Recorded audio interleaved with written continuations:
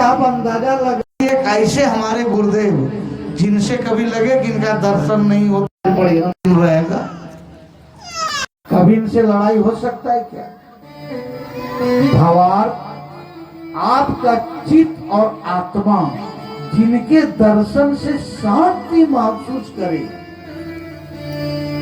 जिनके दर्शन से शांति महसूस करे, समझिए वही आपका पूर्ण परमात्मा है। क्योंकि जैसे हम अपने इष्ट के आगे खड़े होते हैं, मेरे सभी अनिष्ट दूर हो जाते हैं।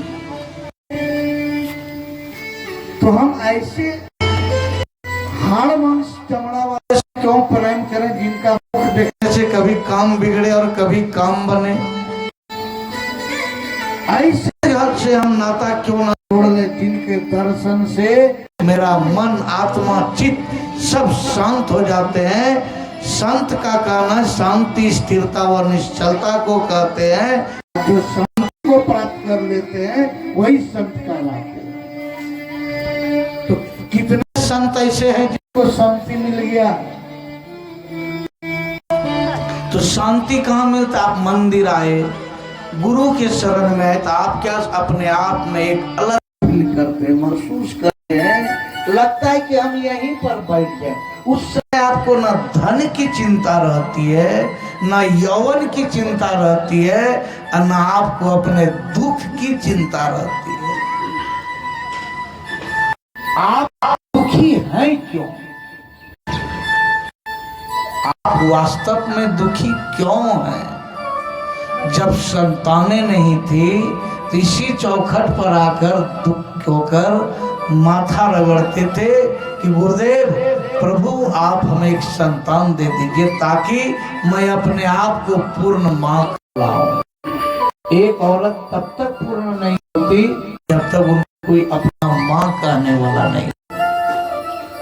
और आप इसी चौखट से मांग कर जिसको गए हैं, इस दिन वो आपको दुख देते हैं, फिर आप इसी चौखट पर आते हैं कि गुरुदेव हमने क्या बिगाड़ा था, इतना बड़ा कष्ट आ गया, क्या बिगाड़ा था, क्या बिगाड़ा था? ऐसे ऐसे पुत्र हैं कि माता पिता को वृद्धाश्रम छोड़ रहे हैं। क्या जरूरी पड़ गया आज वृद्धाश्रम का? पूरी संपत्ति लगा देता बच्चे को नौकरी लगाने के लिए, पूरी अपनी शौक, अपनी मर्यादा, अपनी जवानी तक कुर्बान कर देता है जिन बच्चों के लिए। वही बच्चे अपने माता पिता को एक दिन वृद्धाश्रम का रास्ता दिखला देते हैं। आज वृद्धाश्रम का प्रचलन बहुत बढ़ गया। रीजन क्या? आपने अपने बच्चों में सब कुछ किया, लेकिन उनके अंदर अपने पूर्वजों का संस्कार नहीं दे पाया। कारण पूर्वजों का संस्कार अपने दादा दादी से आता है। जिस समय दादा दादी के साथ खेलने का उम्र था, आपने उसको दूसरे धर्म के स्कूल में भी भर्ती करा दिया, जिनको आपके धर्म और आचरण से मतलब ही नहीं रहा। आप अगरबत्ती जलाते, बच्चा मोमबत्ती जलाता है। आप पैर छूकर प्रणाम करते हैं, वो घुटना छूकर प्रणाम करते हैं। ठाकुर जी बोल रहे थे। तो सबसे बड़ी है कि आपने मर्यादा का क्षय किया है। आपने कोई बच्चे को भागवत भजन में ले ही नहीं गया, अब तो आपके बच्चे में संस्कार और गुण आएंगे कहां से? इसलिए चित्त और मन को स्थिर कर बच्चे को भी लाकर बैठाइए, ताकि उनको भी लगे कि नहीं, माता पिता अगर कार्यक्रम में आते तो बैठकर सुनते हैं। उसको क्या खबर भक्ति क्या होता है? हम लोग जो आज भक्ति कर रहे हैं या करने का प्रयास कर रहे हैं, ये हमारा पूर्व जन्म का पुण्य नहीं है, ये मेरा पूर्वजों का पुण्य है, जो उसने मुझे इस काबिल बनाया, जो आपके साथ मिलकर भक्ति करने का मुझे मौका लगा। आज तो मुंह देखना भी जो है गुनाह हो जाता है। माँ रोते रहती है, बच्चे के याद में दम तोड़ देती है। बच्चे मैं फुर्सत नहीं छेकनी। अरे माँ बेटा से पैसा के लिए फोन नहीं करती, इसलिए फोन करती है कि कम से कम बगल में आकर मुंह देख के दो गप तो कर ले।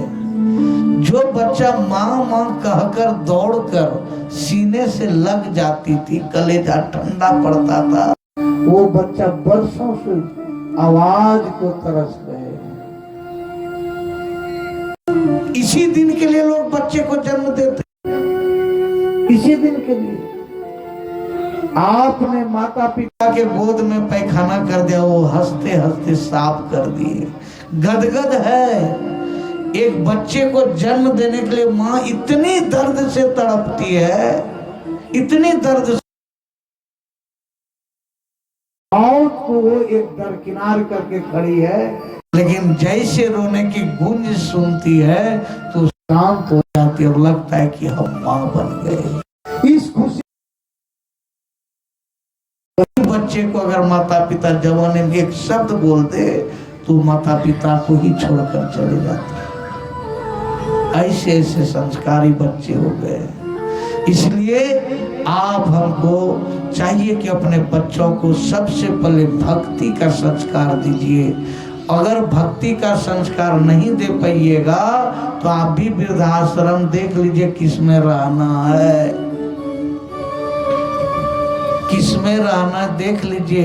वो दूसरा आदमी एगो तौलिया और गमछी देके फोटो खिंचा के नाम कमा लेगा, यूट्यूबर और ये सब बन जाएगा, और आपके बच्चे भी देखेंगे कि हमारे माई को बढ़िया तौलिया मिले।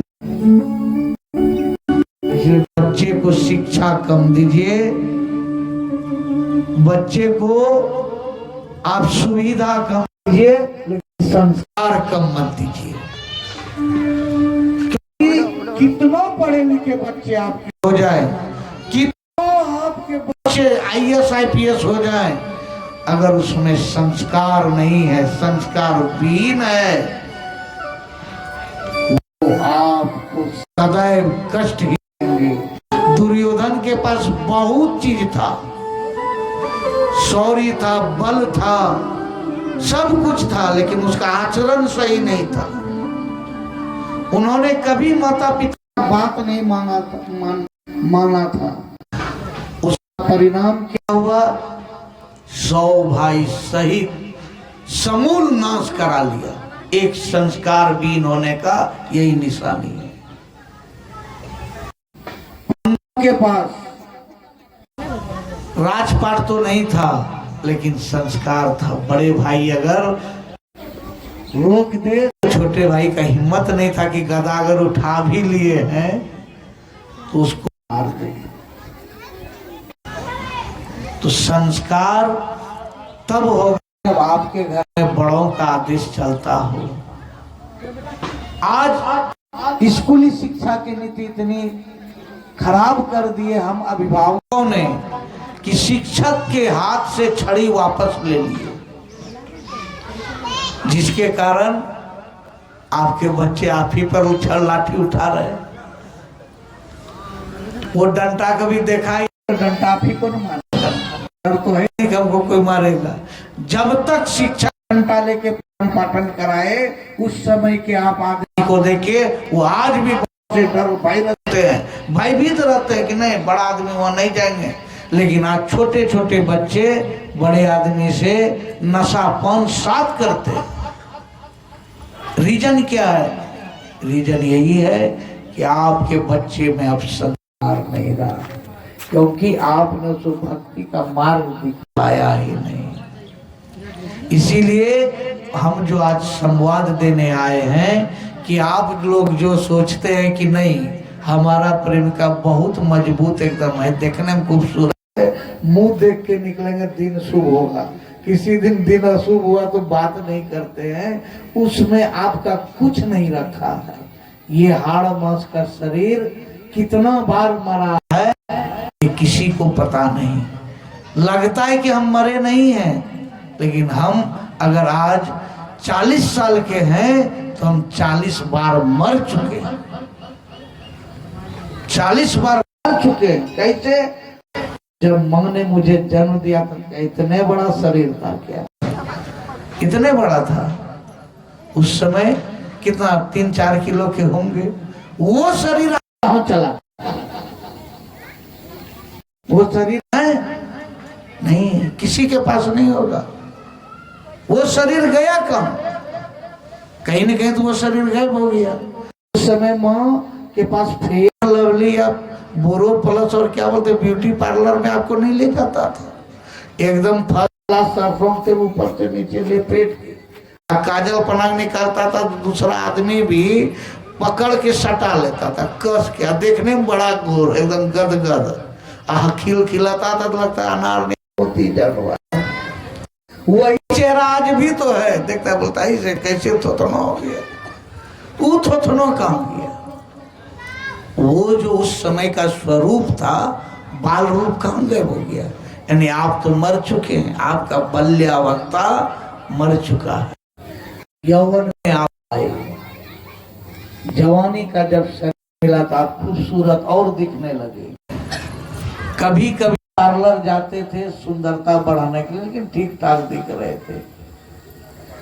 जैसे आप युवा अवस्था को छोड़कर बुढ़ापा में आते हैं, यानी युवा अवस्था का तो अर्थ ही उठ गया। एक बूढ़े बाबा से पूछिए कि आप जवान वाला शरीर कहाँ छोड़ के आए? वो भी तो जवान होंगे, वो भी कभी मड़वा में बैठे होंगे कि बच्चा से उसी तरह। वो बूढ़े बाबा जो गमछी ओढ़ के बैठे हैं, उनका शरीर कहाँ चला गया?